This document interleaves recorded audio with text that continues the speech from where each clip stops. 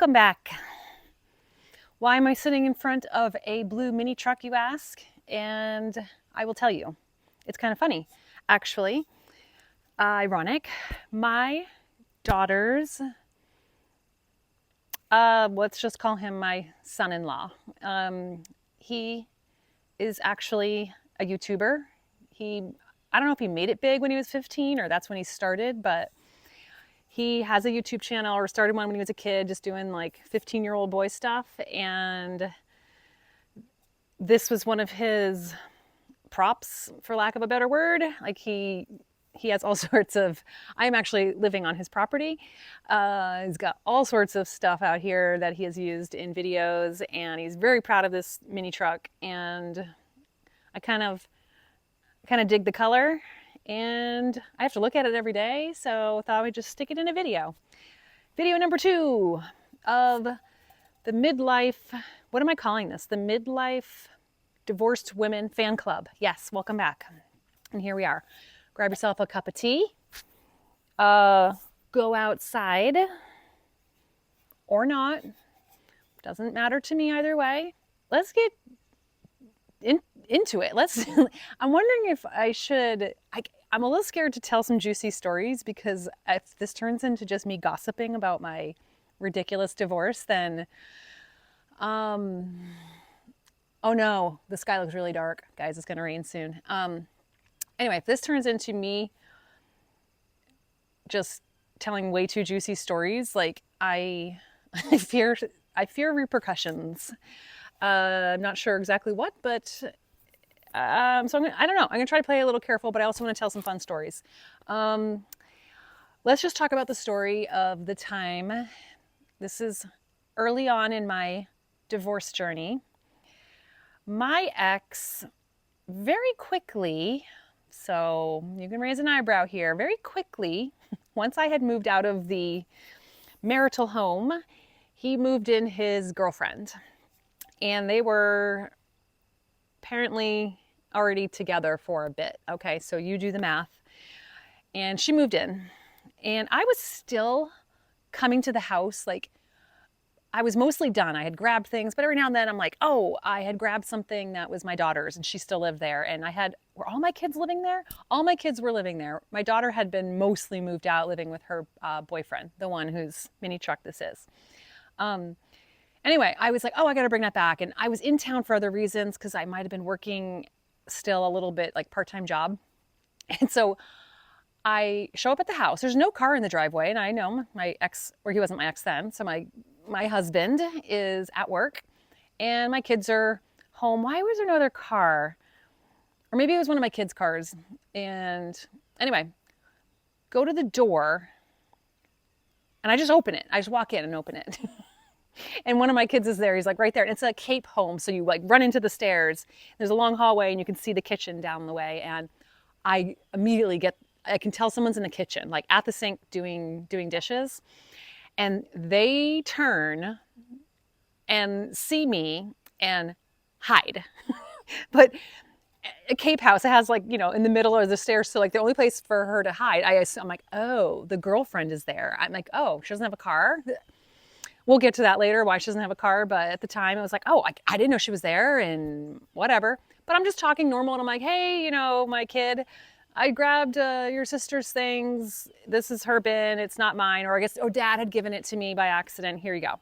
And I'd come in a little bit and he's kind of acting a little weird, but because he knows she's there and like, oh no, awkward. This is awkward. So I do know it's her, but I'm also like, I should have just been like, hey, it's Jess, nice to meet you, like whatever. But she's clearly hiding and probably standing in the dining room area just so I can't see her at that angle. Because over here, living room, I could see. Over here, you peek through the kitchen. So she must have just been like moved over and just standing there like, because there's nowhere to go. I guess she could have gone down to the basement, but no, she wouldn't have, because one of my kids lived in the basement. Anyway, I had been coming to the house.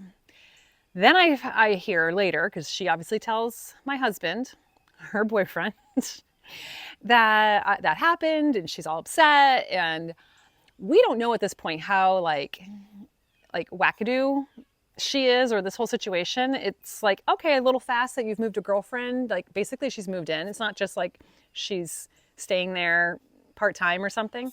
She has moved in. She tells husband, not good. He tells me, can you stop going to the house, or let me know when you need to go, or what else is it you need? Well, whatever. And I was like, yeah, like whatever. We were still communicating at this time. You know, we didn't have like lawyers doing all of our communication for us at $3.50 an hour.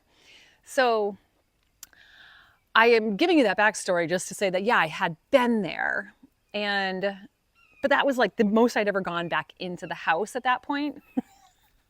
So to fast forward a little bit, I don't know the timeline. I can't remember all the things, but I guess the girlfriend starts to get paranoid that I am entering the home when they're not there and messing with them, or even worse, I am entering the home when they are sleeping. Like, like, oh my God, like I'm some ninja and I am coming in and doing things to fuck with them, for lack of a better word. Now, mind you, she is sleeping in my bedroom, in my bed, that has only been recently cleaned out. And you know, when you clean out a room that you've been living in for the past 12 years, there might be stuff left behind. And one of those, sorry, this UPS is driving by.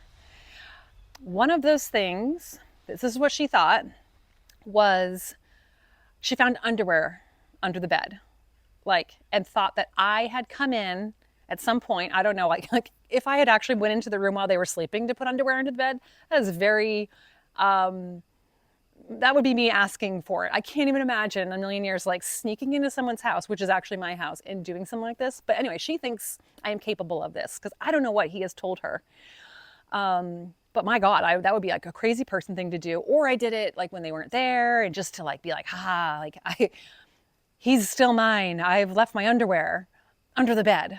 Instead of just thinking like a rational person, like, okay, yeah, this was her room. And by the way, it was my room. It wasn't, yes, it had been our room, my husband and I, for, you know, the good parts of the marriage. But a couple years leading up to me moving out, like he was in a different room. So I had been in that room alone for a solid year, if not year and a half. So anyway, yeah, does your underwear like meander and under the bed? Yeah, of course it does. So does socks and dust and dog hair and any number of things, chapsticks, hair bands. Like that is how things get under the bed, right? It's like a wood floor and it just wafts around. So she thought I did that. But I didn't know these things at first. And I'm not sure where she was saying it, or my kids were kind of picking up on stuff and telling me things. Not that they were spying at all, but it was like, and I did not ask them like, what's happening at home? And you tell me, like, I'm not a crazy, weird, jealous person. Like we are breaking up, divorcing for legit reasons. I don't want him back. We're not going to work it out. I'm going to be an adult about it. I thought he was too. I was excited for him to meet someone that I really thought he'd find somebody like in his world, like within his career, like in a professional person. And I just really just assumed that would be somebody he'd find, but I did not know he was going to go the other direction and find someone who, let's just say, is not ambitious, does not have a career, does not have a car, and does not have much of an education as I guess she has since proved. So anyway, we also, to get back to my story, in the kitchen, my kitchen, which I had taken as much stuff, and also at the time I didn't want to take too many things because my kids were living there, and if I took like all of my dishes and my cutesy things, I'd feel like they'd feel like, oh no, it's raining, shit. They'd feel like they're losing their house. So I left stuff like a little cute ceramic cow and chicken that had like, they was from Walmart. They were $1. One held like chalk for our chalkboard cabinets, fingernail clippers, doodads, bolts, nuts, whatever. And they were really cute and they were my colors, but I left them. But anyway, they were missing one day. And the girlfriend was freaking out that I had come in again and I had stolen those trinket holders. And she gets really enraged, I guess. Like they have fights. Now, my husband and I did not have fights like this. We did not yell, oh, guys, I'm really getting wet. I have to finish this story time inside. Oh, I could sit in the truck, but then my phone would be getting wet. Hang on. Let me see if this is open. Oh, God. Okay, that's not open. It is locked. Crap. And I have no overhang. All right. Let's time out. Where were we? Oh, yes. The trinket holders are missing. They have big fights about it. Please hold.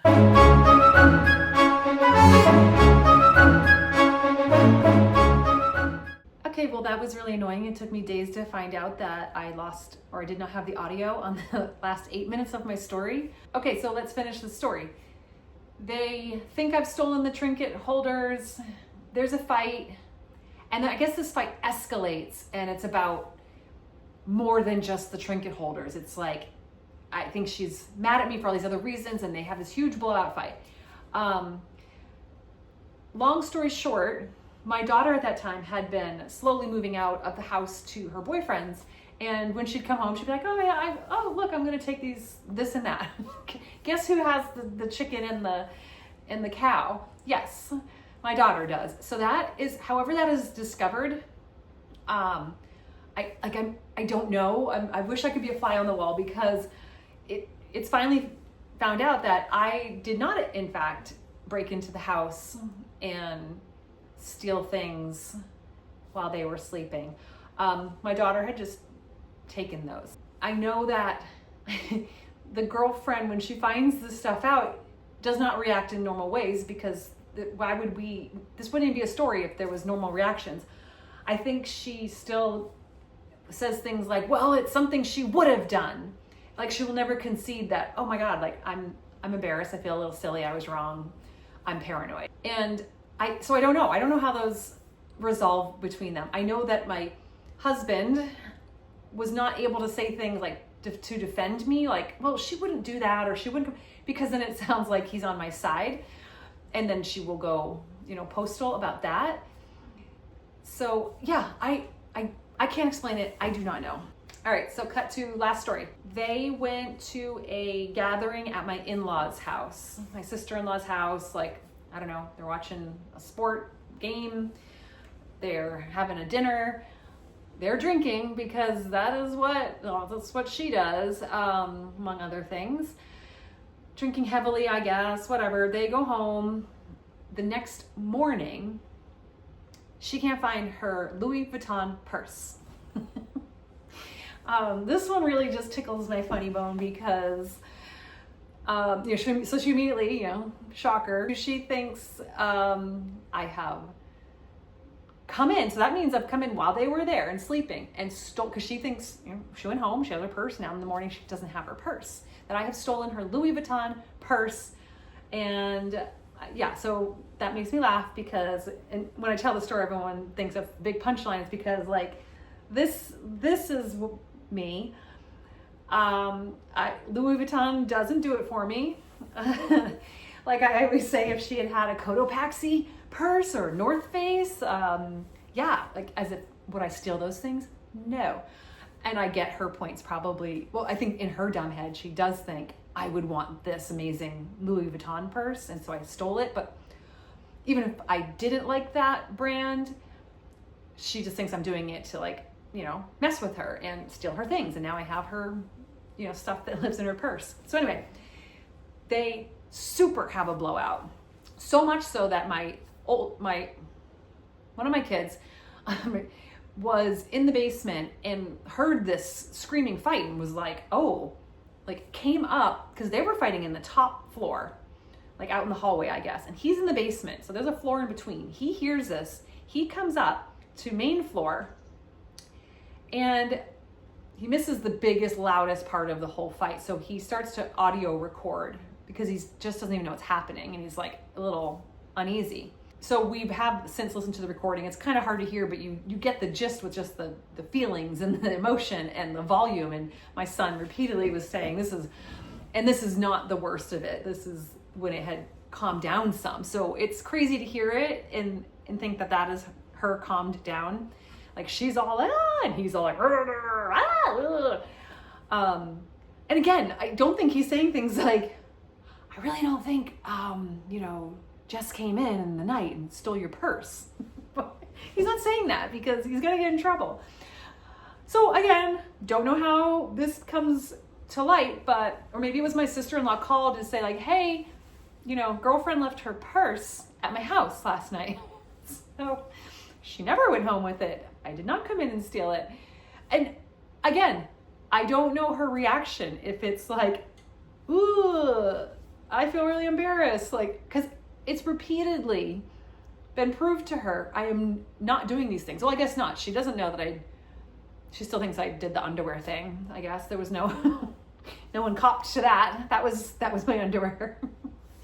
But the trinket stuff and the purse, like, we have an actual outcome. So I don't know. My divorce saga is a train wreck. So that's story time for today, guys. Thank you so much for joining me. The link in the description to join the Facebook group for the middle-aged divorced women's fan club. That does not roll off the tongue. Maybe I have to rename it. Anyway, the link is down in the description. I'd love to have you and see you there. Oh, so P.S. I did not use the lavalier mic for this second part 2 because now I don't trust it and I don't know how to trust it. So if anyone has a better system that it like blinks or something and tells you the thing is actually recording audio, that is not worth it, because audio without the mic, it's not that bad, especially I'm really close to the camera. So yeah, I need help with that.